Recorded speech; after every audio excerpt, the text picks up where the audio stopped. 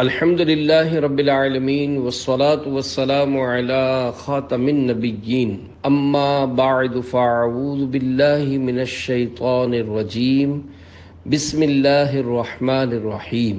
یہ رسالہ امیر اہل سنت دامت برکاتہم العالیہ سے کیے گئے سوالات اور ان کے جوابات پر مشتمل ہے۔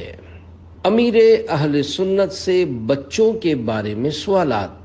دعائے جانشین امیر اہل سنت: یا اللہ پاک، جو کوئی 17 صفحات کا رسالہ امیر اہل سنت سے بچوں کے بارے میں سوالات پڑھ یا سن لے، اسے دین و دنیا کی برکات سے مالا مال فرما کر دینی مسائل پر عمل کرنے کی توفیق عطا فرما اور اسے بے حساب بخش دے، آمین بجاہ خاتم النبیین صلی اللہ علیہ وآلہ وسلم۔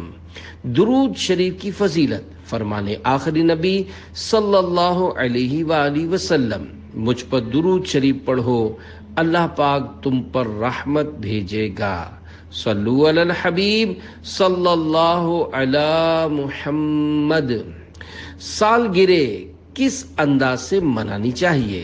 سوال: آپ کے رضائی یعنی دودھ کے رشتے کے پوتے حسن رضا عطاری بن علی رضا ماشاء اللہ 13 جمادی الاولی 1440 1440 سنہ ہجری کو 3 سال کے ہوئے۔ اس حوالے سے ایک تقریب کا اہتمام کیا گیا جس میں نہ کیک کاٹا گیا اور نہ ہی اس طرح کی دیگر چیزیں ہوئیں، بلکہ نعت خوانی اور نیاز کا اہتمام کیا گیا۔ یہ ارشاد فرمائیے، کیا ہم اس موقع کو بھی حصول ثواب کے لیے استعمال کر سکتے ہیں؟ نیز بچوں کی سالگرہ کس انداز سے منانی چاہیے؟ جواب: سبحان اللہ، جس طرح حسن رضا کی سالگرہ یعنی برتھ ڈے منائی گئی وہ بہت ہی برکت کا باعث ہے، کیونکہ جس مکان میں یہ سلسلہ ہوا اس مکان میں ذکر خدا اور ذکر مصطفیٰ ہو رہا تھا اور دعائیں مانگی جا رہی تھیں، اور ایسے موقع پر رحمت کا نزول ہوتا ہے۔ چنانچہ حضرت سفیان بن عیینہ رحمت اللہ علیہ فرماتے ہیں، نیکوں کے ذکر کے وقت رحمت کا نزول ہوتا ہے۔ تو جب نیکوں کے سردار شہنشاہ ابرار صلی اللہ علیہ وآلہ وسلم کا ذکر خیر ہوگا اور ان کی نعت پڑھی جائے گی، کیا اس وقت رحمت نازل نہیں ہوگی؟ پھر جب رحمت کا نزول ہوگا تو جو لوگ وہاں موجود ہوں گے کیا وہ اس رحمت کی برسات میں نہیں نہائیں گے؟ اور جب یہ سب لوگ اس رحمت کی برسات میں نہائیں گے تو جس کی سالگرہ منائی جا رہی ہے وہ مدنی پھول بھی وہاں موجود ہوگا، تو کیا رحمت کے چھینٹے اس پھول پر نہیں پڑیں گے؟ اور جس پر رحمت نازل ہوگی کیا اسے برکت نہیں ملے گی؟ بے شک اس محفل سے دعائیں بھی ملیں گی اور برکات بھی حاصل ہوں گی۔ سالگرہ وغیرہ کے موقع پر اس انداز سے تقاریب اور محافل کا انعقاد کرتے رہنا چاہیے۔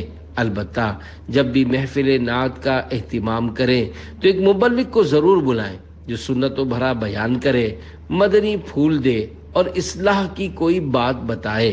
الحمدللہ ہمارے یہاں دعاؤں کا رواج ہے تاکہ بچوں کو دعائیں اور ان کا ثمر بھی ملے اور آخرت میں بھی اس کا حصہ ہو۔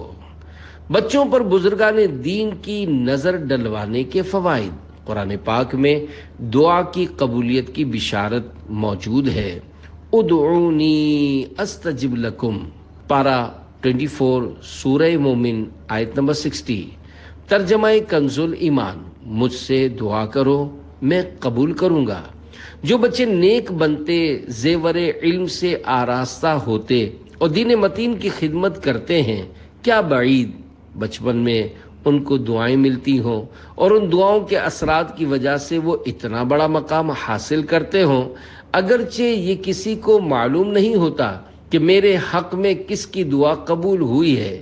پہلے کے لوگ اپنے بچوں کو بزرگان دین رحمت اللہ علیہم کی بارگاہ میں لاتے، ان کے لیے دعا کرواتے، اپنے بچوں پر ان کی نظر ڈلواتے اور ان سے دم کرواتے تھے۔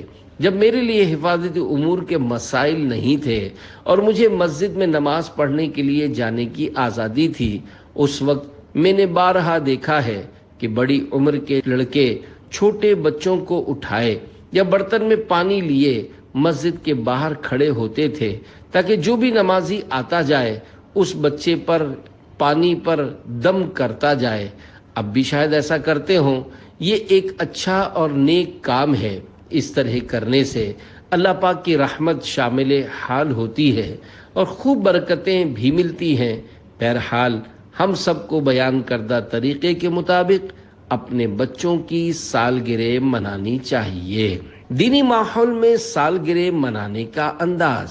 سوال: دعوت اسلامی کے دینی ماحول میں بچوں کی سالگرہ منانے کا انداز کیا ہے؟ جواب: ہمارے دینی ماحول میں سالگرہ منانے کا انداز یہ ہے کہ محفل نعت کا پروگرام کیا جاتا ہے، پھر نیاز کا اہتمام کر کے اسے سرکار مدینہ صلی اللہ علیہ وآلہ وسلم، غوث پاک اور دیگر بزرگان دین رحمت اللہ علیہم کی بارگاہ میں نظر کیا جاتا ہے، ورنہ تو عام طور پر سالگرہ منانے میں کیک کاٹنا، شمعیں جلانا اور پھر بجھانا اور معاذ اللہ غبارے پھوڑنا ہوتا ہے۔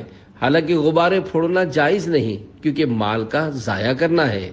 دعوت اسلامی کے دینی ماحول میں یہ طریقہ نہیں ہے۔ اگر کوئی اس طرح کرتا ہے تو اس کے متعلق یہ نہ کہا جائے کہ یہ دعوت اسلامی والا ہے۔ دینی ماحول میں سالگرہ منانے کا جو انداز ہے یہ جائز طریقہ ہے، کوئی بھی عقل مند اسے غلط نہیں کہے گا۔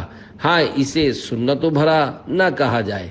اس طرح اگر آپ بھی اپنے بچوں کی سالگرہ منائیں تو اسی بہانے کچھ رشتہ داروں کو جمع کر لیں اور غوث پاک رحمت اللہ علیہ کی نیاز کر لیں۔ کسی نیک آدمی، مثلا مسجد کے امام صاحب، کسی عالم صاحب یا کسی مبلغ کو بلا کر بچوں کے لیے دعا کروائیں۔ انشاءاللہ ثواب کا ڈھیروں ڈھیر خزانہ پائیں گے۔ دن بدن عمر میں اضافہ ہوتا ہے یا کمی؟ سوال: سالگرہ کے موقع پر کہا جاتا ہے بچہ 1 سال اور بڑا ہو گیا، کیا واقعی بچے کی عمر میں اضافہ ہوتا ہے؟ اور ایسے موقع پر اس طرح کے جملے بولنے میں کوئی حرج تو نہیں؟ جواب: آج کل سالگرہ کے موقع پر لوگ کہتے ہیں بچہ اتنے سال کا ہو گیا اور اتنا بڑا ہو گیا۔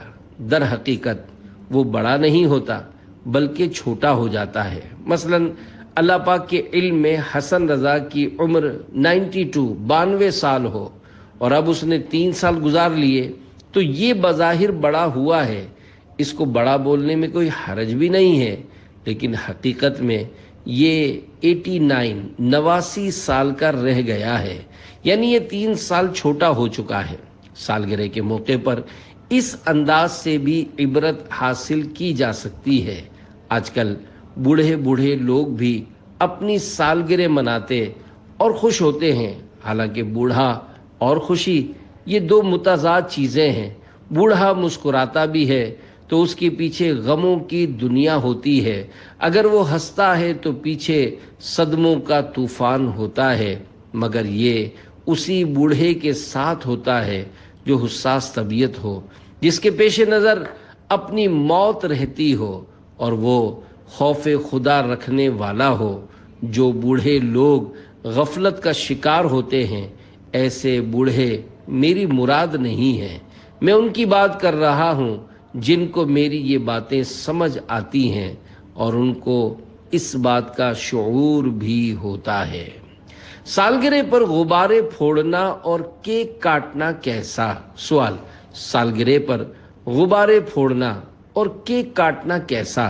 جواب: فی زمانہ تو سالگرہ کے موقع پر لوگوں کا یہی حال ہے کہ خوب قہقہے بلند کرتے، زور زور سے ہیپی برتھ ڈے کہتے ہوئے غبارے پھوڑ رہے ہوتے ہیں۔ حالانکہ غبارہ پھوڑنا اسراف اور ایک فضول چیز ہے، اس میں مال ضائع ہو رہا ہوتا ہے۔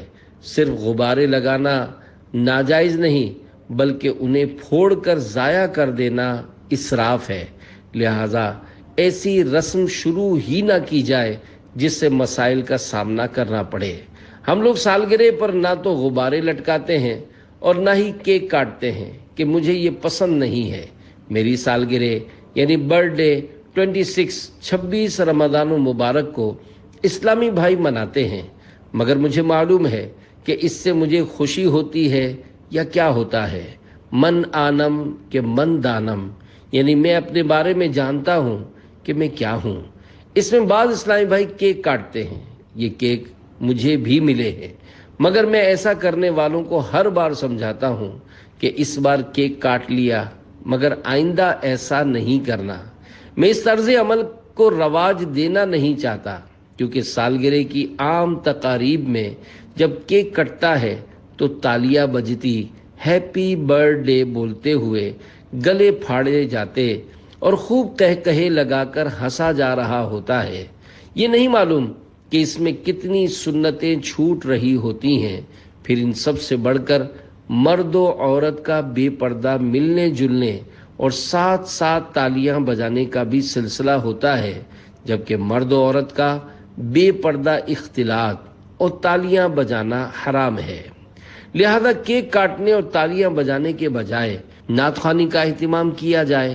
اگر نعت خوانی میں کسی کا دل نہ بھی لگے تو وہ تالیاں بجانے اور اس جیسے دیگر گناہوں سے محفوظ رہے گا۔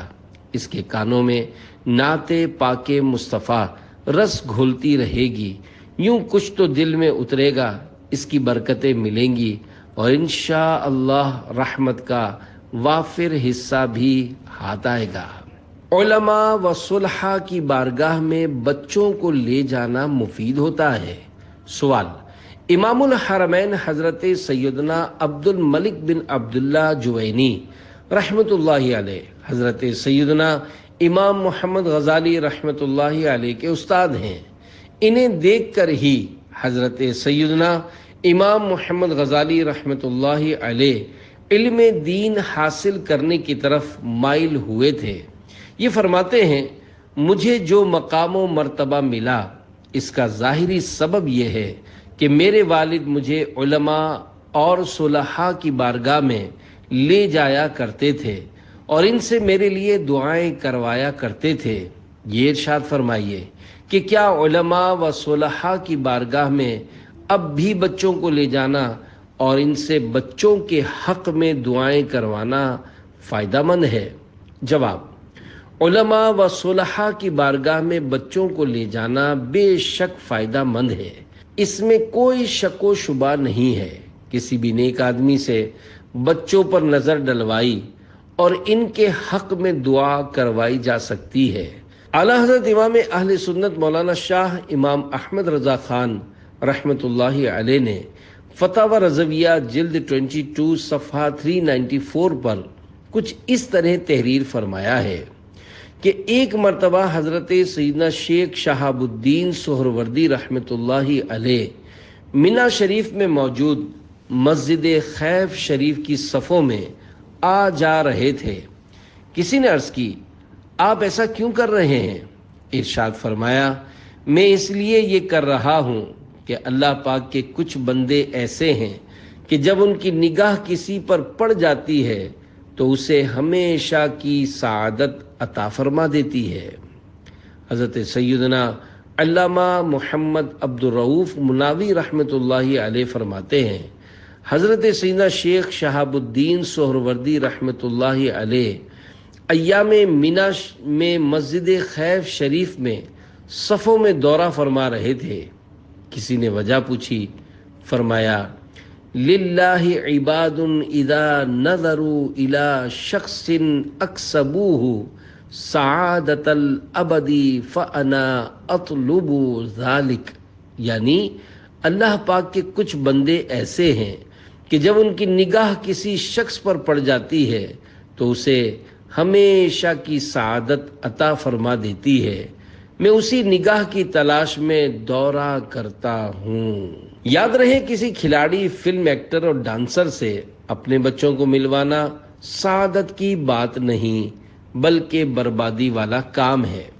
اگر کوئی شخص نیکیوں کے حوالے سے مشہور نہیں مگر وہ نمازی ہے، داڑھی والا ہے، امامہ شریف سجاتا یا ٹوپی پہنتا ہے، تو یوں دیکھ کر عام طور پر اندازہ ہو جاتا ہے تو اس طرح کا اگر کوئی نیک بندہ ہو تو اس کے پاس اپنے بچوں کو نظر ڈلوانے کے لیے لے جائیں، بھلے دم نہ بھی کروائیں، صرف اس کے سامنے بچوں کو کھڑا کر دیں یا اس کے ہاتھ میں دے دیں تو اس کی نیک نظر پڑ گئی اور اس نے بچوں کو اٹھا کر چوم لیا تو مدینہ مدینہ ہو جائے گا۔ زبان کی لکنت دور کرنے کا وظیفہ۔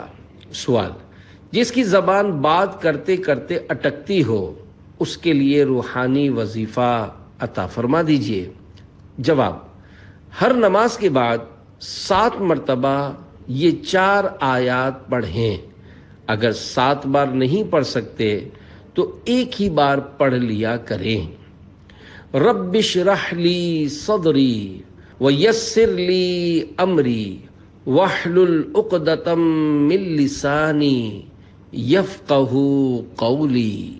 ترجمہ کنز الایمان: اے میرے رب، میرے لیے میرا سینہ کھول دے اور میرے لیے میرا کام آسان کر اور میری زبان کی گرہ کھول دے کہ وہ میری بات سمجھیں۔ پہلی آیت کے شروع میں لفظ قولا ہے۔ وظیفہ کرتے ہوئے اس لفظ کو نہیں پڑھنا۔ اگر پڑھا تو یہ حضرت سیدنا موسیٰ کلیم اللہ علیہ السلام کے قول کی حکایت ہو جائے گی کہ یہ ان کی دعا ہے۔ انہوں نے بچپن میں منہ میں انگارہ رکھا تھا جس کی وجہ سے زبان شریف میں گرہ پیدا ہوئی، تو اللہ پاک نے انہیں یہ دعا تعلیم فرمائی۔ اگر بچہ ہکلاتا ہو اور وہ خود یہ آیات نہ پڑھ سکتا ہو تو ماں باپ یا کوئی بھی جو صحیح قرآن پاک پڑھ سکتا ہو وہ پڑھ کر اس پر دم کر دیا کرے۔ اللہ کریم اس کی زبان کی گرہ کھول دے گا۔ اغوا سے حفاظت کی احتیاطی تدابیر اور اوراد و وظائف۔ سوال: آج کل بچے بہت زیادہ اغوا ہو رہے ہیں، لہذا اس حوالے سے احتیاطی تدابیر اور اوراد و وظائف بتا دیجیے۔ جواب: جی ہاں، آج کل بچوں کے اغوا ہونے کا سلسلہ جاری ہے۔ اللہ پاک کرم فرمائے، پتہ نہیں بچوں کو کیوں اغوا کیا جا رہا ہے۔ مجھے صوتی پیغام آڈیو میسج کے ذریعے ایک اسلامی بھائی نے بتایا کہ حال ہی میں زمزم نگر حیدرآباد میں ایک 6 سالہ بچی کو اغوا کیا گیا اور پھر دوسرے دن اس کی لاش بوری میں بند ٹکڑوں کی صورت میں کچرا کنڈی کے ڈھیر سے ملی۔ بیچاری 6 سالہ بچی کو اس طرح بے دردی کے ساتھ شہید کر کے کچرا کنڈی پر ڈال دینا سمجھ سے باہر ہے۔ عموماً دشمنی اور خاندانی مسائل کی بنا پر لوگ اس طرح کی وارداتیں کرتے ہیں۔ اس واقعے میں بیچاری بچی کے ماں باپ کے لیے بڑے صدمے کی بات ہے۔ اللہ پاک انہیں صبر عطا فرمائے۔ اسی طرح تاوان کی رقمیں وصول کرنے کے لیے جب کسی کے بچے کو اٹھایا جاتا ہوگا تو اس کے پورے خاندان، کنبے اور قبیلے کی نیند اڑ جاتی ہوگی۔ ظاہر ہے بچوں کے اغوا کی وارداتیں کرنے والے مدنی چینل نہیں دیکھتے ہوں گے، کیونکہ اگر دیکھتے تو پھر اس طرح کے کام نہ کرتے۔ بچے اغوا کر کے لوگوں کو پریشان کرنے والوں کو اللہ پاک ہدایت نصیب فرمائے، اور کاش انہیں یہ سوچنے کی توفیق مل جائے کہ بچے اغوا کرنا گناہ کا کام ہے اور انہیں ان قریب مرنا ہے۔ بچوں کو تنہا نہ چھوڑا جائے۔ بچوں کی حفاظت کے لیے ایک احتیاطی تدبیر یہ ہے کہ بچوں کو تنہا نہ چھوڑا جائے اور آنے جانے میں ان کے ساتھ کوئی نہ کوئی بڑا ضرور موجود ہو، کیونکہ تنہا ہونے کی صورت میں یقیناً ان کے اغوا ہونے کا خطرہ بڑھ جائے گا اور کسی بڑے کا ساتھ ہونے کی صورت میں کم ہو جائے گا۔ نیز بچوں کو یہ تربیت بھی دی جائے کہ انہیں جب کوئی پکڑنا چاہے تو وہ رونا دھونا اور چیخو پکار شروع کر دیں، تاکہ اغوا کرنے والے اس خوف سے گھبرا کر بھاگ جائیں کہ لوگ اکٹھے ہو کر انہیں کہیں پکڑ نہ لیں۔ بچوں کا یہ ذہن بھی بنایا جائے کہ کوئی کتنا ہی لالچ دے، ٹافیاں اور کھلونے دکھائے، مگر وہ اس کے ساتھ نہ جائیں۔ ہمیں گھر میں شروع سے ہی یہ تعلیم و تربیت دی گئی کہ کوئی پیسہ یا کوئی اور چیز دے، بلکہ میری والدہ تو یہاں تک کہتی تھیں کہ اگر کوئی سونے کا ڈھیر بھی تمہارے سامنے کر دے تب بھی اس کے پاس نہیں جانا۔ بچوں کی حفاظت کا وظیفہ۔ بچوں کی حفاظت کا وظیفہ یہ ہے کہ اول و آخر ایک بار درود شریف اور 11 بار یا حافظو یا حفیظو پڑھ کر اگر بچوں پر دم کر دیا جائے تو حفاظت کا حصار مل جائے گا اور انشاءاللہ کوئی انہیں اغوا نہیں کر پائے گا۔ الحمدللہ مجلس روحانی علاج کے تحت ملک و بیرون ملک سینکڑوں بلکہ ہزاروں بستے قائم ہیں اور عالمی مدنی مرکز فیضان مدینہ کراچی میں بھی بستہ قائم ہے، لہذا تعویذات عطاریہ کے بستوں سے حفاظت کا تعویذ حاصل کر کے بچوں کو پہنا دیا جائے تاکہ اگر کوئی انہیں اغوا کرنا چاہے تو اس وقت انہیں چیخ و پکار یاد آ جائے اور وہ چیخنا پکارنا شروع کر دیں، یا اللہ پاک ان کی مدد کے لیے کسی کو بھیج دے اور اغوا کرنے والے اسے دیکھ کر بھاگ جائیں، یا اغوا کرنے کے لیے جب وہ بچوں کی طرف ہاتھ بڑھائیں تو ان پر خوف طاری ہو جائے اور وہ الٹے پاؤں بھاگ کھڑے ہوں، تو تعویذ کی برکت سے اللہ پاک کی طرف سے اس طرح کے اسباب پیدا ہو سکتے ہیں اور یوں تعویذ کے ذریعے بچوں کی حفاظت کی صورت بن سکتی ہے۔ بڑوں کی حفاظت کا وظیفہ۔ بڑوں کے لیے حفاظت کا وظیفہ یہ ہے کہ جب وہ وضو کریں تو ہر عضو دھوتے وقت ایک بار یا قادر پڑھ لیا کریں۔ مثلا جب وضو شروع کریں تو سیدھا اور الٹا ہاتھ دھوتے وقت ایک بار یا قادر پڑھ لیں۔ اس طرح جب ایک بار کلی کر لیں تو دوسری بار کلی کرنے سے پہلے ایک بار یا قادر پڑھ لیں۔ پھر جب ایک بار ناک میں پانی چڑھا لیں تو اب رک جائیں اور ایک بار یا قادر پڑھ کر مزید 2 بار ناک میں پانی چڑھا لیں۔ اسی طرح ہر عضو دھوتے وقت اور سر کا مسح کرتے وقت ایک بار یا قادر پڑھ لیں۔ اس کے ساتھ ساتھ دعائیں بھی پڑھی جا سکتی ہیں، مگر دعاؤں کی جگہ درود شریف پڑھنا افضل ہے، لہذا درود شریف پڑھ لیا جائے۔ اگر لوگ اس طرح احتیاطیں برتیں گے اور اوراد و وظائف پڑھیں گے تو انشاءاللہ بہتریاں آئیں گی۔ بیسن پر وضو کرتے ہوئے یا قادر پڑھنا کیسا؟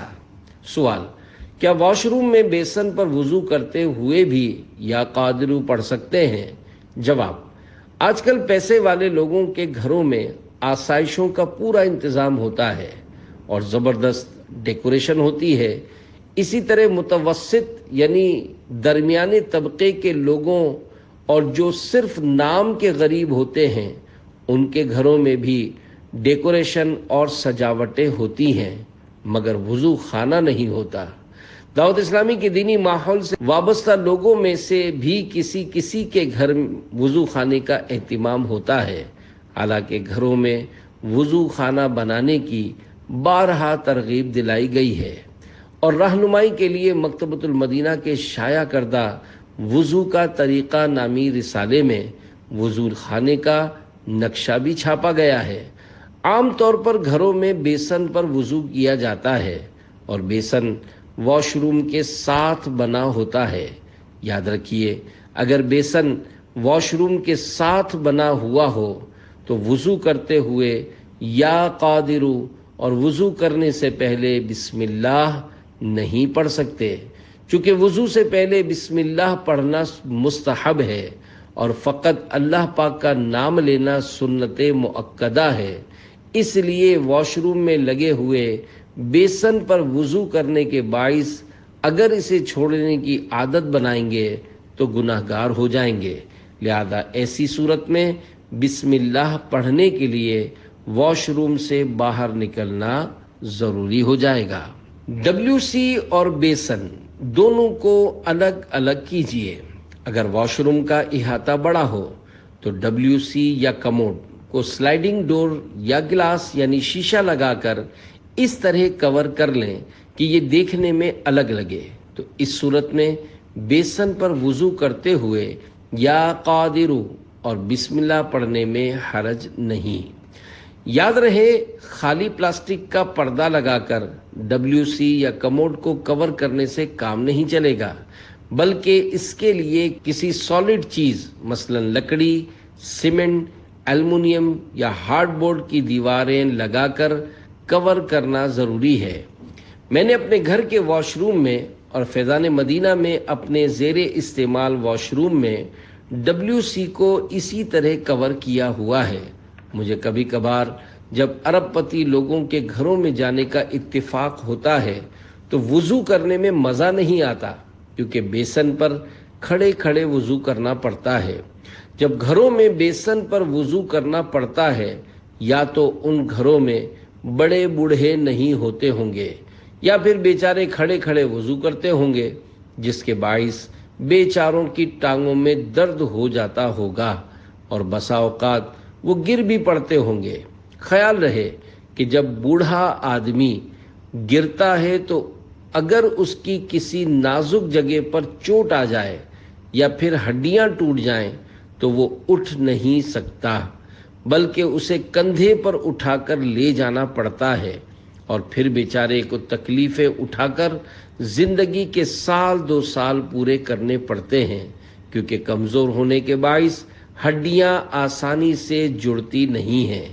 آج کل گھروں میں لوگ طرح طرح کی آسائشیں، سوئمنگ پول اور حوض بناتے ہیں، مگر وضو خانہ بنانے کے لیے ان کے پاس 2 گز جگہ نہیں ہوتی۔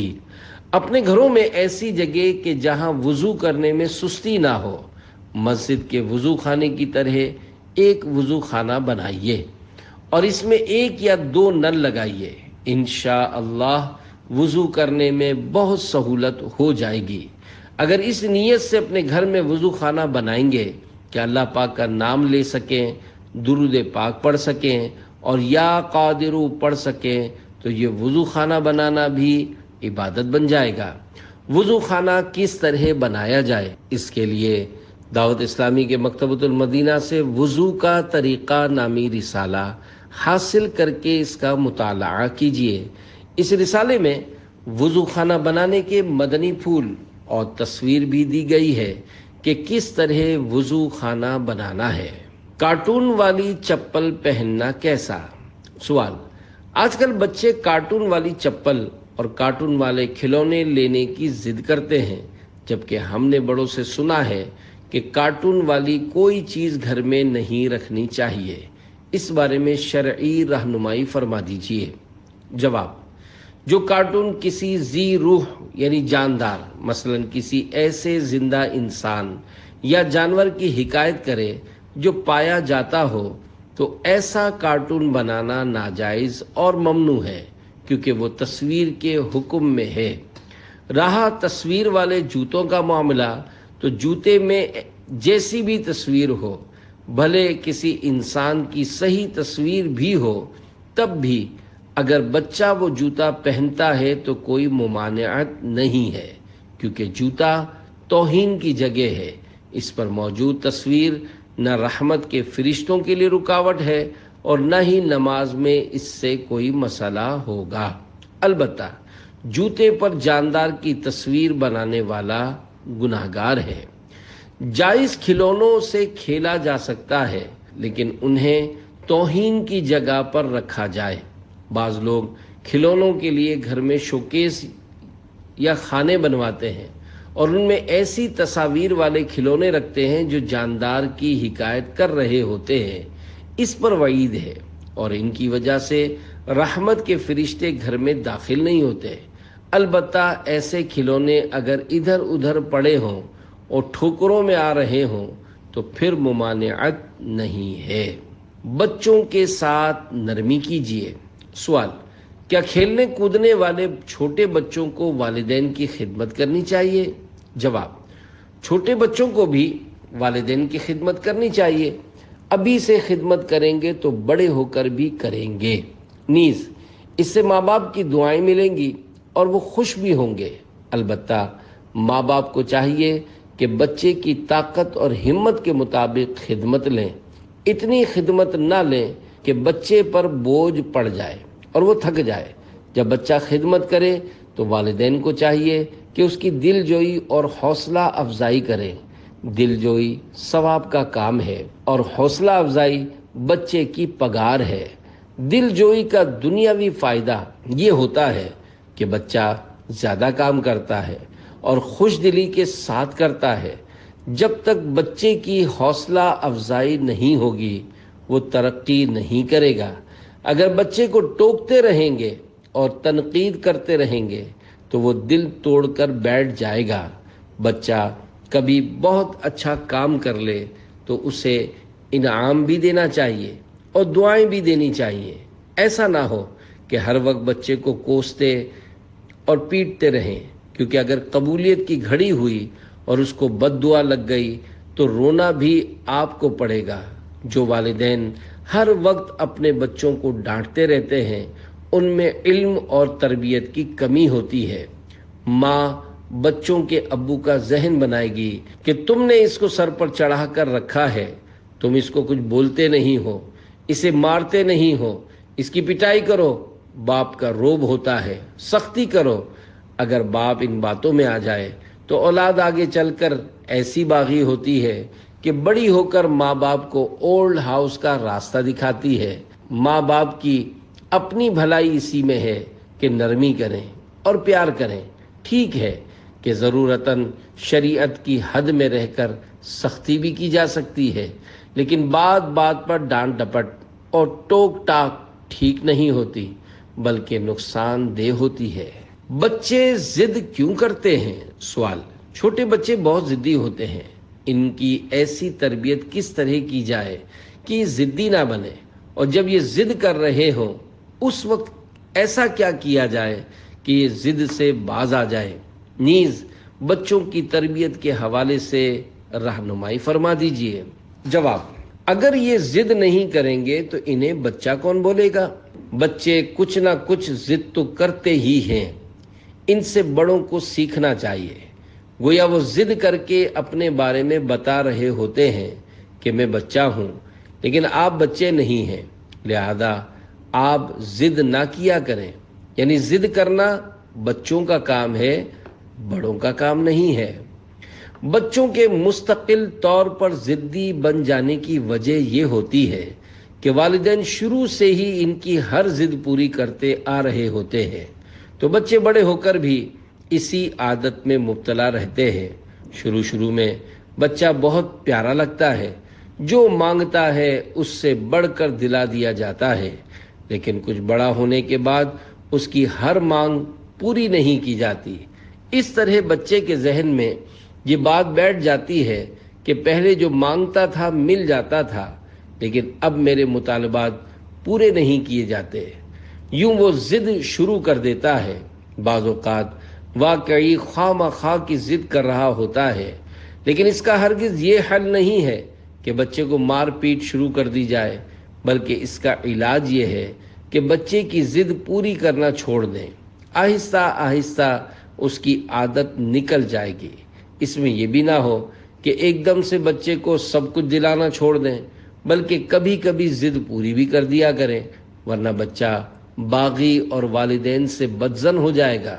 اس کے ذہن میں غیر محسوس طور پر یہ بات جم جائے گی کہ میرے ماں باپ مجھ پر ظلم کرتے ہیں۔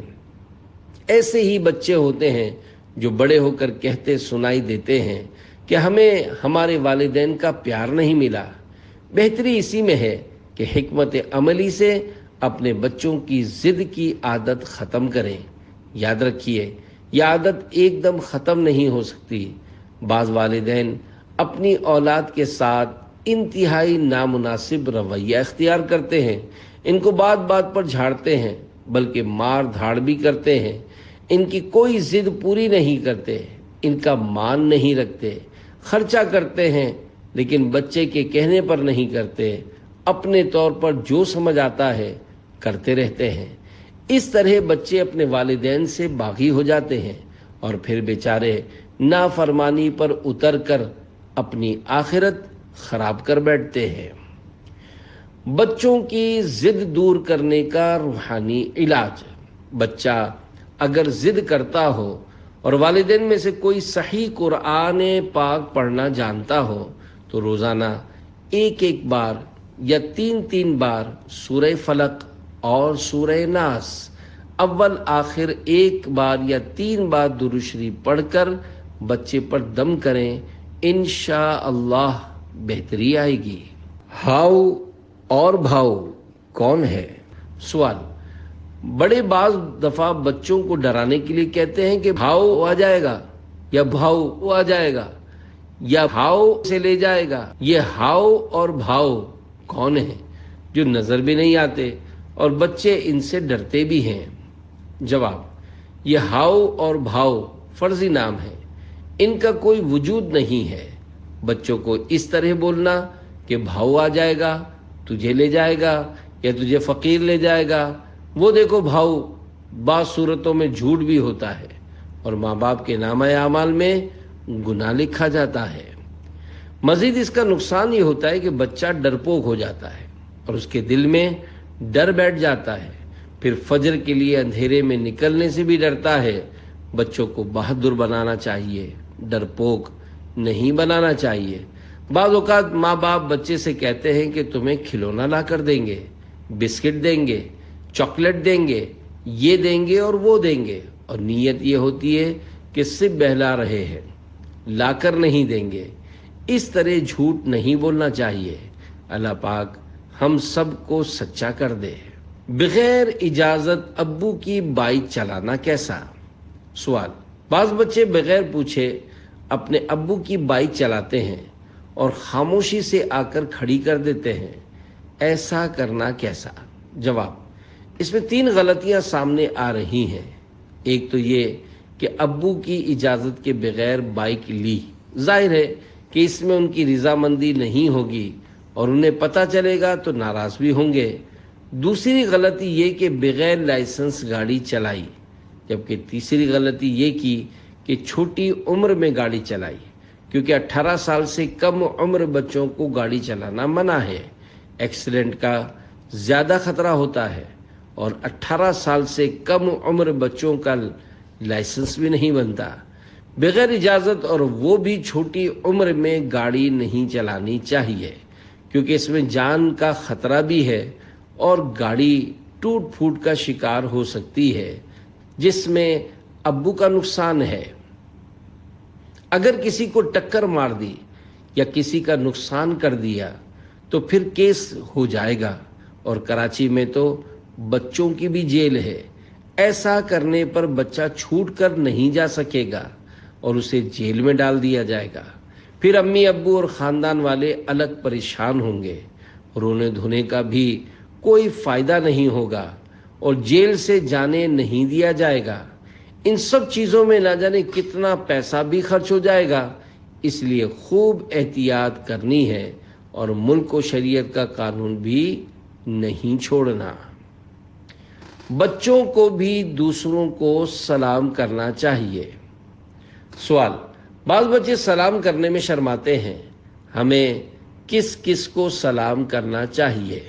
جواب: بچوں کو بھی سلام کرنا چاہیے تاکہ عادت پڑے۔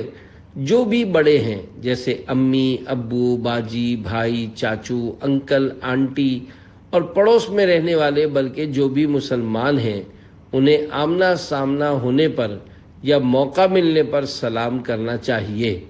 کوئی گھر آئے تو سلام کریں، کسی کے گھر جائیں تو سلام کریں۔ ابھی سے عادت ڈالیں گے تو انشاءاللہ الکریم آگے چل کر یہ عادت کام آئے گی۔ فرمانے امیر اہل سنت دامت برکاتہ العالیہ: بچوں، بوڑھوں اور مریضوں کو پیار دیجیے۔